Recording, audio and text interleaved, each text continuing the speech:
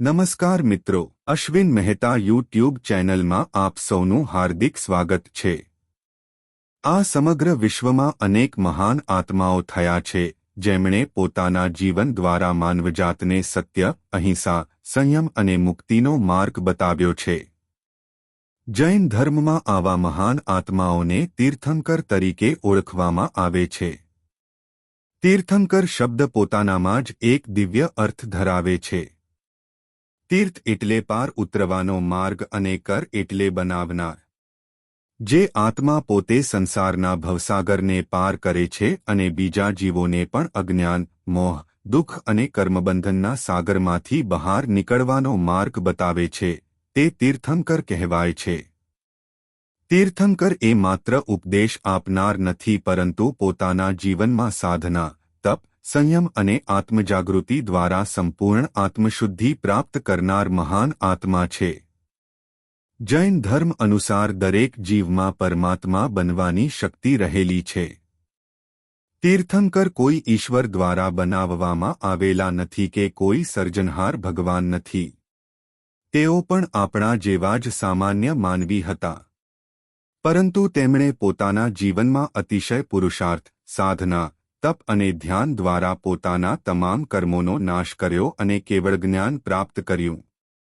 કેવળ જ્ઞાન એટલે સંપૂર્ણ અને સર્વાંગી જ્ઞાન, જ્યાં કોઈ અજ્ઞાન રહેતું નથી, કોઈ શંકા રહેતી નથી અને આત્માને સમગ્ર સત્યનો પ્રકાશ પ્રાપ્ત થાય છે।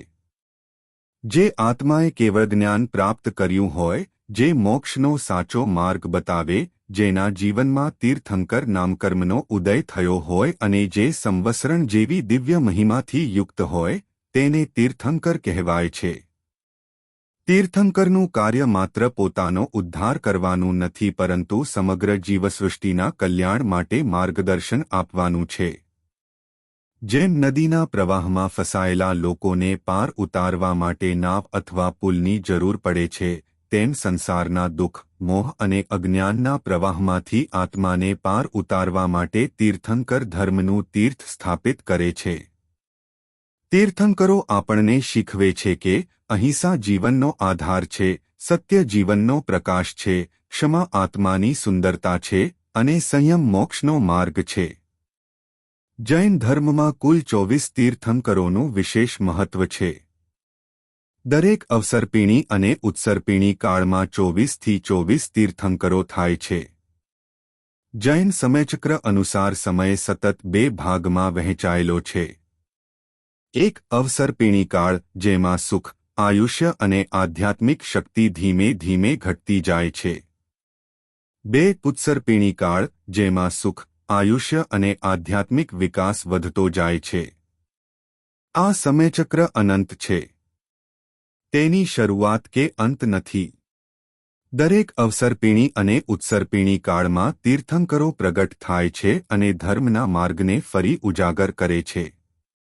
જ્યારે દુનિયામાં ધર્મનું મહત્વ ઓછું થવા લાગે છે, જ્યારે લોકો સત્ય અને અહિંસાના માર્ગથી દૂર થવા લાગે છે, ત્યારે કોઈ મહાન આત્મા જન્મ લઈને ધર્મના પ્રકાશને ફરી પ્રગટ કરે છે। વર્તમાન અવસર્પિણી કાળમાં આપણે જે 24 તીર્થંકરોને માનીએ છીએ તેમાં પ્રથમ તીર્થંકર છે આદિનાથ ભગવાન શ્રી ઋષભદેવ અને અંતિમ તથા 24મા તીર્થંકર છે ભગવાન મહાવીર સ્વામી। આ તમામ તીર્થંકરોના જ્ઞાનમાં કોઈ ભેદ નથી, કારણ કે કેવળ જ્ઞાન પ્રાપ્ત કરનાર દરેક આત્માનું જ્ઞાન સંપૂર્ણ અને સમાન હોય છે। એક તીર્થંકર જે સત્ય કહે છે તે જ સત્ય બીજા તીર્થંકર પણ કહે છે, કારણ કે સત્ય એક જ હોય છે, માર્ગ એક જ હોય છે અને આત્મકલ્યાણનો સિદ્ધાંત પણ એક જ હોય છે।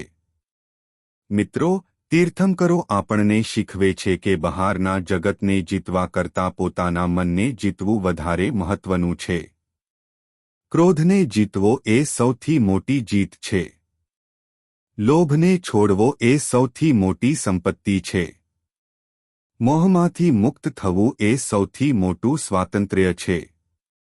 આપણે જીવનમાં તીર્થંકરોના ઉપદેશને માત્ર સાંભળવો નહીં પરંતુ આચરણમાં ઉતારવો જોઈએ।